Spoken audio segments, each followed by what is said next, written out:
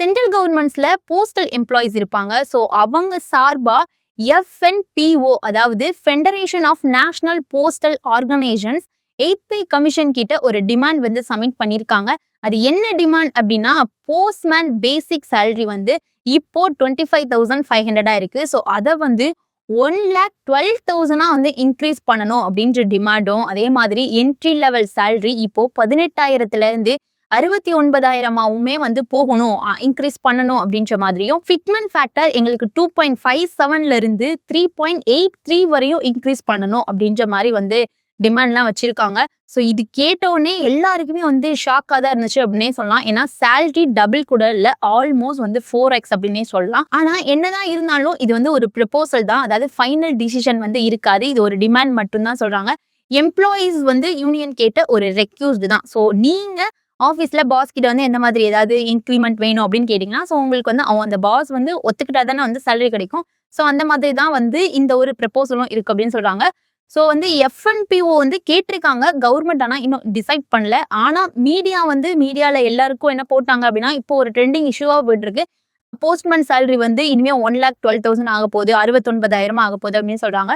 So இது வந்து final decision கிடையாது. இது ஒரு டிமாண்டா, ஒரு ரெக்யூஸ்டா, ஒரு ப்ரப்போசல் வச்சிருக்காங்க அப்படின்னே சொல்லலாம். ஸோ ஏன் வந்து இவ்வளோ பெரிய ஹைக்கு கேட்குறாங்க அப்படின்னா, கண்டிப்பா வந்து இப்போ காஸ்ட் ஆஃப் லிவிங் வந்து எல்லாமே இன்க்ரீஸ் ஆகிக்கிட்டே சொல்லலாம். ரெண்டா இருக்கட்டும், ஃபுட்டா இருக்கட்டும், எஜுகேஷனா இருக்கட்டும், இது எல்லாமே வந்து ஹையா இருக்கிறதுனால வந்து இன்க்ரிமெண்ட் கேட்குறாங்க. அதே மாதிரி செகண்ட் பாயிண்ட் வந்து சேலரி க்ரோத்துமே வந்து ரொம்பவே ஸ்லோவா தான் இருக்கு. 3% இன்க்ரிமெண்ட் போதாது அப்படின்னா அவங்க வந்து சொல்றாங்க, 3% எங்களுக்கு போதாது அப்படின்ற மாதிரி சொல்றாங்க. ஸோ ஒர்க் ப்ரெஷரை பொறுத்த வரையும் வந்து போஸ்டல் டிபார்ட்மெண்ட்டை பொறுத்த வரையும் வேலைலாம் வந்து ஈஸியா கிடைக்காது. ஸோ ஒர்க்குமே வந்து ப்ரெஷர் தான் இருக்கு அப்படின்ற மாதிரியும், அதே மாதிரி கடைசி பாயிண்ட் ப்ரொமோஷன்ஸ்லாம் வந்து எங்களுக்கு கம்மியா தான் இருக்கு அப்படின்ற மாதிரி சொல்றாங்க. அதனால கெரியர் க்ரோத்துமே எங்களுக்கு ஸ்லோவா தான் இருக்கு. ஸோ இந்த 8th பே கமிஷன் மூலியமா எங்களுக்கு வந்து ஃபிட்மென்ட் ஃபேக்டர் வந்து இன்க்ரீஸ் பண்ணணும் அப்படின்னு கேட்டிருக்காங்க.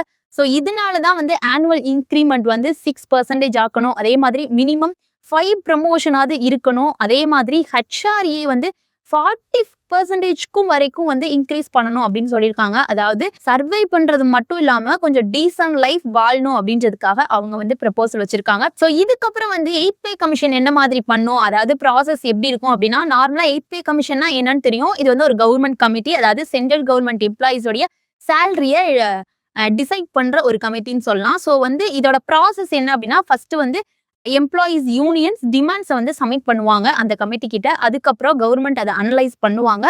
அதுக்கப்புறம் கமிட்டி ரெக்கமெண்டேஷன் தருவாங்க. அதுக்கப்புறம் தான் கவர்மெண்ட் ஃபைனல் டிசிஷனே எடுப்பாங்க அப்படின்ற மாதிரி சொல்றாங்க. ஸோ இதனால வந்து இப்போதைக்கு டிமாண்ட் தான் கேட்டிருக்காங்க. இது ஃபைனல் டிசிஷன்லாம் ஆகாது.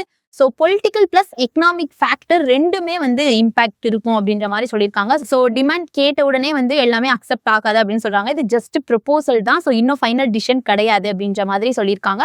ஸோ ரியாலிட்டிக்கலி இப்போ என்ன நடக்கும் அப்படின்னா, 1,12,000ன்றது ரொம்பவே வந்து ஒரு ஹைக்கு, பெரிய இன்க்ரிமெண்ட், பெரிய அமௌண்ட் அப்படின்னு தான் வந்து சொல்லலாம். ஏன்னா வந்து இப்போ நார்மல் 25,500ல இருந்து 1,12,000 வந்து டைரக்டா வந்து இன்க்ரீஸ் பண்ணணும் அப்படின்னு கேட்டா கண்டிப்பா வந்து கவர்மெண்ட் வந்து நோ தான் சொல்லுவாங்க. ஆனா வந்து சில பர்சன்டேஜ் வந்து இன்க்ரீஸ் பண்ணலாம் அப்படின்னு சொல்லுவாங்க. அதே மாதிரி கவர்மெண்ட் பட்ஜெட் வந்து கொஞ்சம் ப்ரெஷரா இருக்கலாம், பென்ஷன் பேர்டனுமே வந்து இன்க்ரீஸ் ஆகும். ஸோ ஸ்ட்ரைட் ஆன்சர்னு அப்படின்னு சொன்னா வெரி இந்த டிசிஷனை பொறுத்தவரை, அதாவது இந்த பர்சன்டேஜ், இந்த இன்க்ரிமெண்ட், இந்த ஹைக்கை பொறுத்தவரையும் கொஞ்சம் நடக்காது அப்படின்ற மாதிரி தான் சொல்லியிருக்காங்க. ஸோ எம்ப்ளாயிஸ் வந்து 100%க்குலாம் வந்து டிமாண்ட் கேட்பாங்க. இவ்வளோ அமௌண்ட் வந்து சேலரி இன்க்ரீஸ் ஆகுமா அப்படின்றது டவுட் தான். அதே மாதிரி ஃபிட்மென்ட் ஃபேக்டருமே வந்து 3.83ன்றதுமே வந்து இட் செல்ஃப் வந்து ஒரு டவுட்ஃபுல் அப்படின்ற மாதிரி தான் சொல்லியிருக்காங்க. ஸோ இதனால எல்லாமே ஃபைனல் அவுட்கம் எல்லாமே கவர்மெண்ட் கையில தான் இருக்கும். ஸோ சேலரி ஹைக் வரும், ஆனால் 1,12,000 அப்படின்றது ஹியூஜ் ஜம்ப்லாம் வர்றதுக்கான சான்சஸ்லாம் ரொம்பவே கம்மி அப்படின்னு சொல்றாங்க. ஸோ பப்ளிக் என்ன மாதிரியான இம்பாக்ட் வரும் அப்படின்னா, இது வந்து சேலரி இன்க்ரீஸ், அதாவது கவர்மெண்ட் எம்ப்ளாயிஸோட சேலரி இன்க்ரீஸ் பண்ணாங்க அப்படின்னா அஃப்கோர்ஸ் டாக்ஸ்மே இன்க்ரீஸ் பண்ணுவாங்க.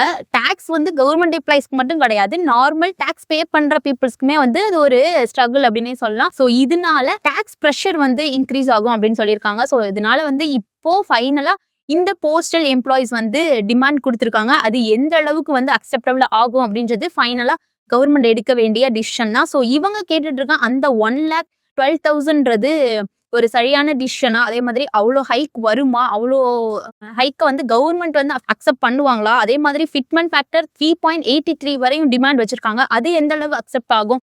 அப்படின்றத மறக்காம கமெண்ட்ஸ்ல சொல்லுங்க. போஸ்டல் எம்ப்ளாயீஸ் எந்த அளவு வந்து ஹைக் வரும் அப்படின்ற உங்களுடைய தாட்டமே கமெண்ட்ஸ்ல சொல்லுங்க. மோர் இன்ஃபர்மேஷனுக்கு நம்ம சேனலை ஃபாலோ பண்ணிக்கோங்க. மேலும் ஈடி தமிழ் சேனல்ல வரப்போகும் பிசினஸ் மற்றும் அது ரிலேட்டடான வீடியோவை பார்க்க உடனே கீழே இருக்க சப்ஸ்கிரைப் பட்டனை கிளிக் பண்ணுங்க.